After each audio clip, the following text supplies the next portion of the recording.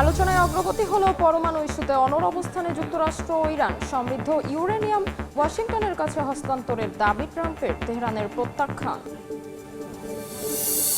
যুদ্ধবিরতি লঙ্ঘন করে লেবাননে ইসরায়েলি বর্বরতা, লুটপাট ও ভবন গুঁড়িয়ে দেওয়ার অভিযোগ। গাজায় স্থবির ট্রাম্পের বোর্ড অফ পিস পরিকল্পনা, হামলা অব্যাহত। গ্রিনল্যান্ড দখলের পায়তারার মধ্যেই কনসুলেট চালু করল যুক্তরাষ্ট্র। উদ্বোধনের দিনেই ব্যাপক বিক্ষোভ, যেকোনো আগ্রাসন প্রতিহতের ঘোষণা স্থানীয়দের। এবার ভারতের জেন জি ঢেউ, অলস বেকারদের কণ্ঠস্বর দাবি করে সামাজিক মাধ্যমে ককরোচ জনতা পার্টির আলোড়ন। 1.5 কোটির বেশি অনুসারীর রেকর্ড, চাপে বিজেপি সরকার। এবং আফ্রিকায় ইবোলা পরিস্থিতির অবনতি, কঙ্গোয় 139 জনের মৃত্যু। সংক্রমণ ঠেকাতে যুক্তরাষ্ট্র প্রবেশে কড়াকড়ি। ভারত আফ্রিকা ফোরামের শীর্ষ সম্মেলন স্থগিত।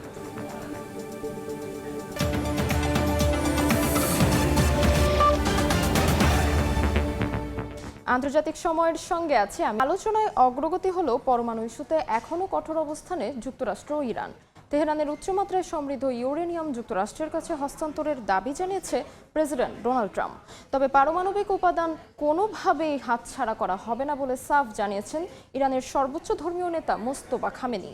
ভবিষ্যতে নিরাপত্তা ঝুঁকি বিবেচনায় এই সিদ্ধান্ত বলেও জানিয়ে দেওয়া হবে। যুক্তরাষ্ট্র ইরান সংঘাত নিরসনে কূটনৈতিক আলোচনার পাশাপাশি চলছে দুপক্ষের পাল্টাপাল্টি বক্তব্য ও অবস্থান। ইরানি সংবাদ মাধ্যম জানিয়েছে, তেহরান ও ওয়াশিংটনের মধ্যে পরোক্ষ আলোচনা অব্যাহত রয়েছে, আর এতে এখনও মধ্যস্থতাকারীর ভূমিকা পালন করছে পাকিস্তান। ইরানের সঙ্গে শান্তি আলোচনায় কিছু ইতিবাচক সংকেত পাওয়ার দাবি করেছেন মার্কিন পররাষ্ট্রমন্ত্রী মার্কো রুবিও।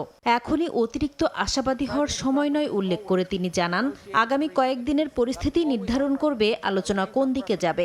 আলোচনায় অগ্রগতির বিষয়টি স্বীকার করে এখনও কোনো চুক্তি হয়নি বলে জানিয়েছেন ইরানের এক জ্যেষ্ঠ কর্মকর্তা। ইউরেনিয়াম সমৃদ্ধকরণ এবং হরমুজ প্রণালীর নিয়ন্ত্রণ ইস্যুকে বড় বাধা হিসেবে উল্লেখ করেন তিনি। মার্কিন প্রেসিডেন্ট ডোনাল্ড ট্রাম্পও ইরানের কাছ থেকে উচ্চমাত্রায় সমৃদ্ধ ইউরেনিয়াম হস্তান্তরের দাবি পুনর্ব্যক্ত করেছেন। হোয়াইট হাউসের সাংবাদিকদের এক প্রশ্নের জবাবে ট্রাম্প বলেন, ইরানের কাছে থাকা উচ্চমাত্রায় সমৃদ্ধ ইউরেনিয়াম সংগ্রহ করে সম্ভব হলে ধ্বংস করা হবে। একই সঙ্গে হরমুজ প্রণালীর ওপর কোনো ধরনের টোলের বিষয়েও বিরোধিতা করেন তিনি।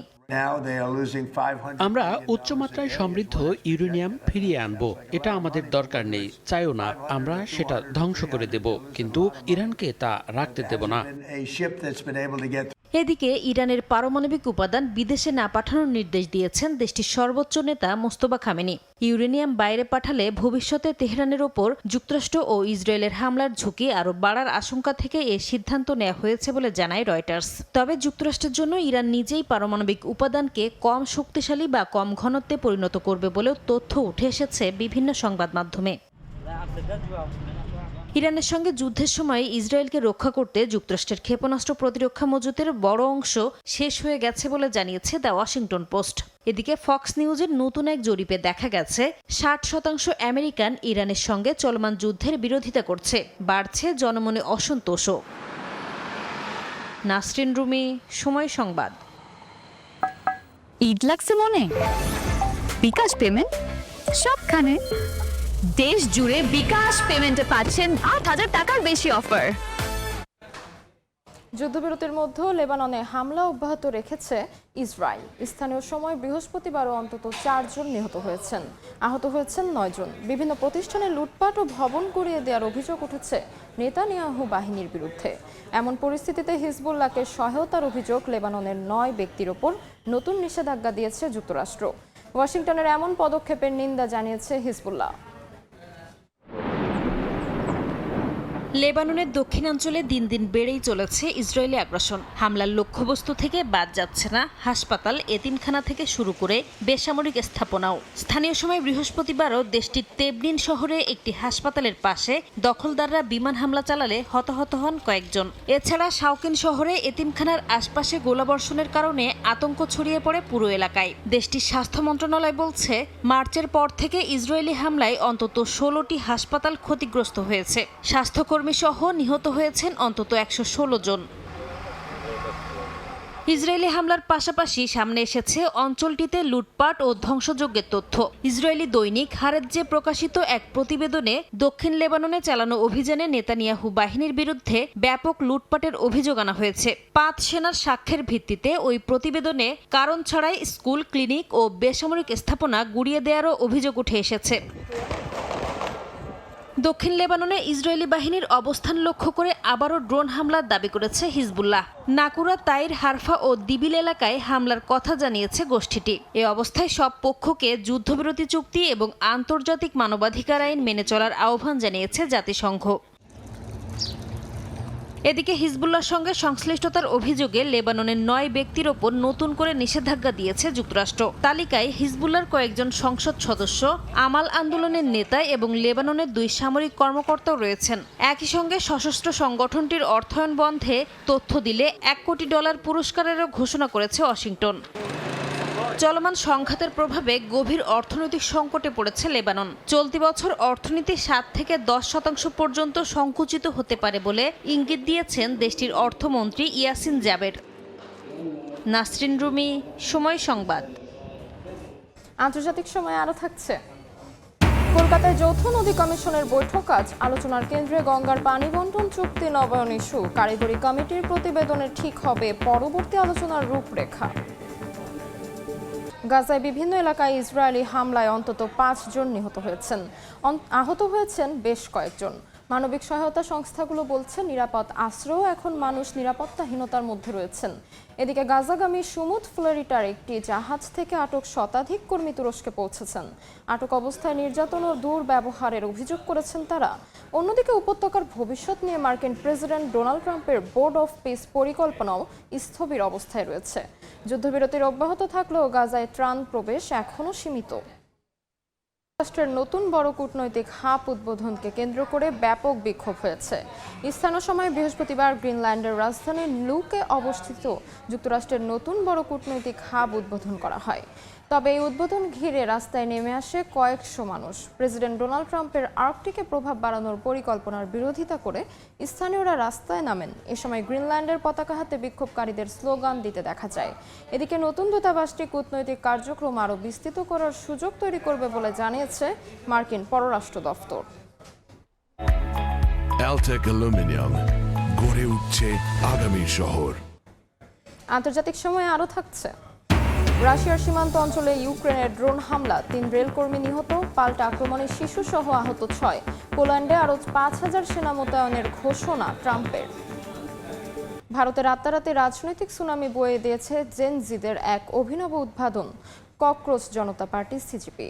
দেশটির প্রধান বিচারপতির এক কটাক্ষকে হাতিয়ার করে শুরু হয় এই ব্যঙ্গাত্মক অনলাইন আন্দোলন, যা মাত্র 5 দিনে সামাজিক যোগাযোগ মাধ্যমে অনুসারীর সংখ্যায় পেছনে ফেলে দেয় খোদ নরেন্দ্র মোদীর ক্ষমতাসীন দল বিজেপিকে। বেকারত্ব, মূল্যস্ফীতি আর প্রশ্ন ফাঁসে জর্জরিত ক্ষুব্ধ তরুণ সমাজ এখন তেলাপোকাকে বানিয়েছে তাদের ঘুরে দাঁড়ানোর প্রতীক। এক্স অ্যাকাউন্টও বন্ধ কিংবা সরকারি চাপ কোনো কিছুই থামাতে পারছে না ককরোচ জনতা পার্টির বাড়তে থাকা জনপ্রিয়তাকে।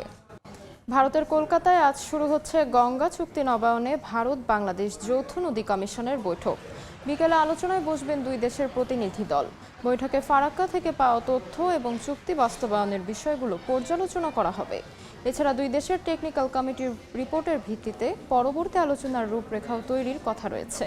এর আগে বৃহস্পতিবার গঙ্গার পানি বন্টন চুক্তি মেনে নয়াদিল্লি ঢাকাকে পানি দিচ্ছে কিনা তা খতিয়ে দেখতে ফারাক্কা ব্যারাজ পরিদর্শন করে বাংলাদেশের প্রতিনিধি দল। পাকিস্তানের খাইবার পাখতুনখোয়ায় সামরিক বাহিনীর অভিযানে তেহরিকি তালিবান পাকিস্তানের কমান্ডার সহ 23 জঙ্গি নিহত হয়েছে। বৃহস্পতিবার এক বিবৃতিতে আইএসপিআর জানায়, খাইবার পাখতুনখোয়ার বিভিন্ন ঘাঁটিতে সেনা অভিযান চালানো হয়। এ সময় তেহরিকি তালিবান পাকিস্তান বা টিটিপির কমান্ডার জানমির ওরফে তুর সাকিব নিহত হন।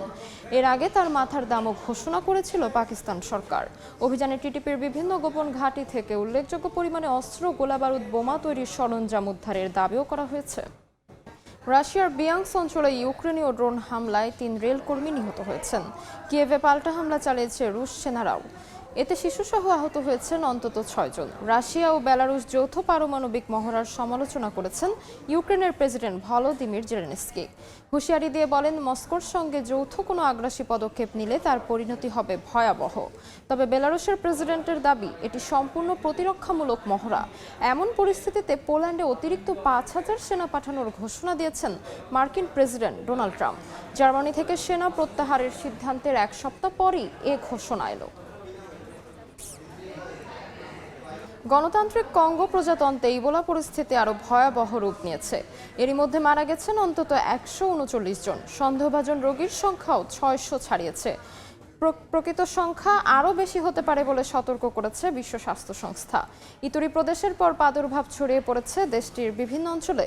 ইবোলা সংক্রমণ ঠেকাতে যুক্তরাষ্ট্রে প্রবেশে কড়াকড়ি ও নতুন নিষেধাজ্ঞা জারি করা হয়েছে। নিরাপত্তা বিবেচনায় এরই মধ্যে স্থগিত হয়েছে ভারত আফ্রিকা ফোরামের শীর্ষ সম্মেলন। চলমান পরিস্থিতি নিয়ে উদ্বেগ প্রকাশ করে সহায়তার আশ্বাস দিয়েছে রাশিয়া। তীব্র ঝড় ও ভারী বৃষ্টিতে বিপর্যস্ত হয়ে পড়েছে নিউ ইয়র্ক সিটি। আকস্মিক বন্যায় পানির নিচে তলিয়ে গেছে সড়ক, ব্যাহত যান চলাচল। স্থানীয় সময় বুধবার রাতে নিউ ইয়র্ক সিটিতে প্রবল বৃষ্টি ও ঘন্টায় প্রায় 60 কিলোমিটার বেগের ঝড় আঘাত হানে। সবচেয়ে বেশি ক্ষতিগ্রস্ত হয় কুইন্স এলাকা, যেখানে কয়েক ঘন্টার মধ্যে রেকর্ড পরিমাণ বৃষ্টিপাত হয়। বিভিন্ন সড়কে পানি জমে আটকা পড়ে অসংখ্য গাড়ি। সামাজিক যোগাযোগ মাধ্যমে ছড়িয়ে পড়া ভিডিওতে দেখা গেছে তীব্র স্রোতে মানুষ পড়ে যাচ্ছে এবং গাড়ি পানিতে ডুবে যাচ্ছে। আকস্মিক বন্যার কারণে কয়েকটি মহাসড়ক বন্ধ করে দেয় পুলিশ। সাবওয়ে সেবাও ব্যাহত।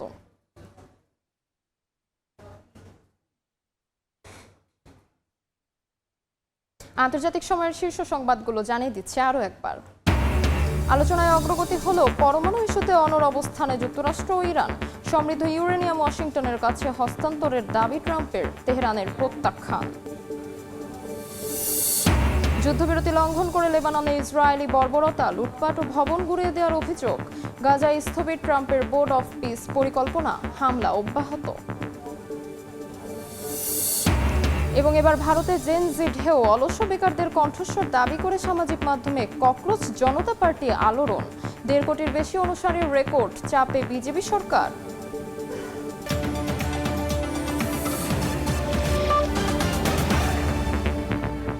এই ছিল আন্তর্জাতিক সময়। এরপর বিকেল 5টার সময় সংবাদ নিয়ে সঙ্গে থাকবেন আমিরুল ইসলাম আলিফ। ধন্যবাদ তাজমিলা। বিকেল 5টার সময় সংবাদ নিয়ে আসছে কিছুক্ষণ পর। সঙ্গে থাকুন সময়ের।